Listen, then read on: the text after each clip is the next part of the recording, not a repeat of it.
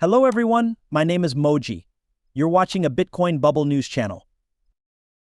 But we can also forecast it out, and it gives us a peak in global liquidity in September 2024, so this year we'll see a peak. Don't worry, a peak is not a peak of markets. This is a year-over-year rate of change. We don't end up getting to negative liquidity until December 2025.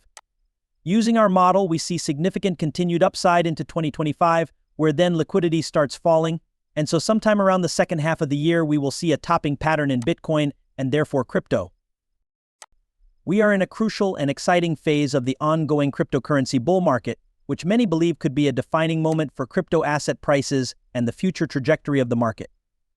Recent price movements, particularly Bitcoin's drop to $67,000, have sparked speculation about market manipulation and price suppression by major Wall Street players like BlackRock. Critics wary of these investment giants entering the cryptocurrency space now feel validated in their concerns. Despite tens of billions of dollars flowing in through ETFs, Bitcoin has been trading within a narrow range for weeks. However, many expert analysts remain optimistic about the bull market and the future of Bitcoin and crypto prices in 2024 and beyond. Real Vision founder and CEO Raoul recently predicted a structural rise in cryptocurrency prices in 2024 and well into 2025, dismissing current fluctuations as mere noise. Powell emphasizes that a significant, often overlooked factor is the inevitable increase in global liquidity as central banks continue to print money to prevent economic collapse. He argues that the global economy reached a critical turning point in 2008 when central banks intervened to prevent a complete meltdown, marking a permanent shift in the economy and asset prices.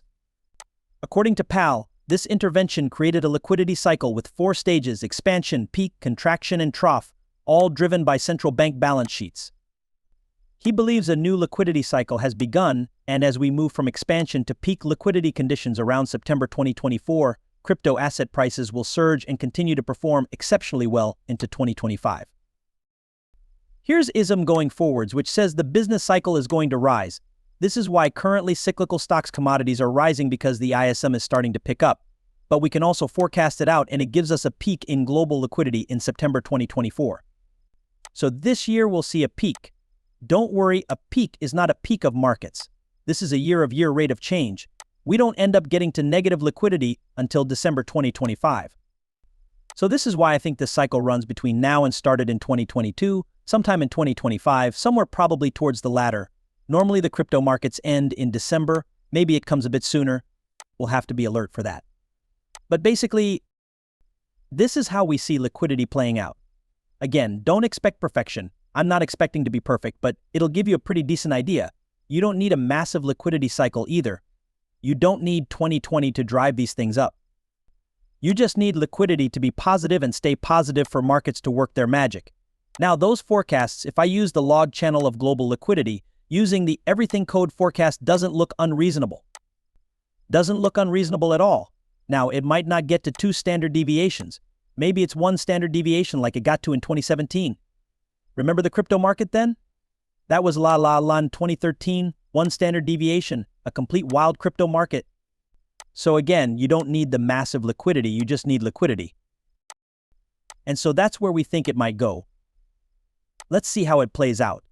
That corresponds with the log channel in Bitcoin, obviously, and that would give us something like a forecast of around 270,000 by the end of this year. Again, please don't hang on to my forecast. Say Raoul forecast 270,000 this year. That's not what I'm trying to do here. What I'm trying to do is contextualize stuff for you and say, listen, between now and the end of the year, it's going up a decent amount. Is it 150,000? Is it 250,000? Is something in the middle? I don't know, and I don't really care. And nor should you. People get too hung up on forecasts when this asset is just going up over time. Anyway, it means this year will be a very strong year. And we can plug in some forecasts. And I don't like giving these out to people because people, again, will take this out of perspective.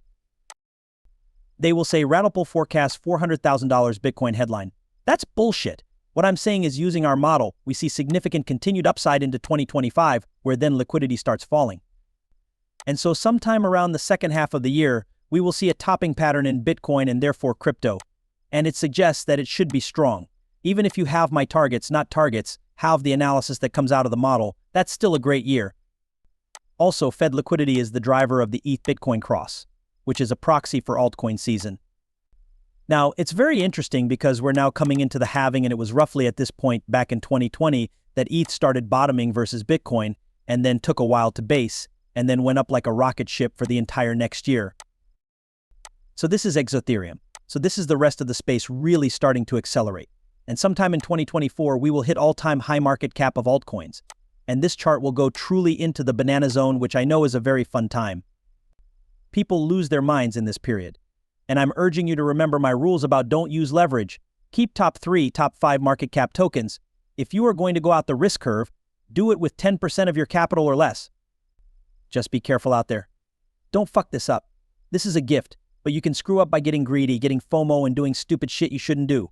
Just don't do that. If you want to have some fun, catch altcoin season, do it with your 10%. Who knows, you might make a 10x on it. Chances are you'll end up with a bunch of embarrassing stuff in your wallet that goes to zero over time. That's the way it works. But your ETH, Solana, Bitcoin, probably just fine. Okay, let's talk about crypto summer just in a very simplistic terms. Here's the chart of the seasons. So spring is green. We had a great spring this year.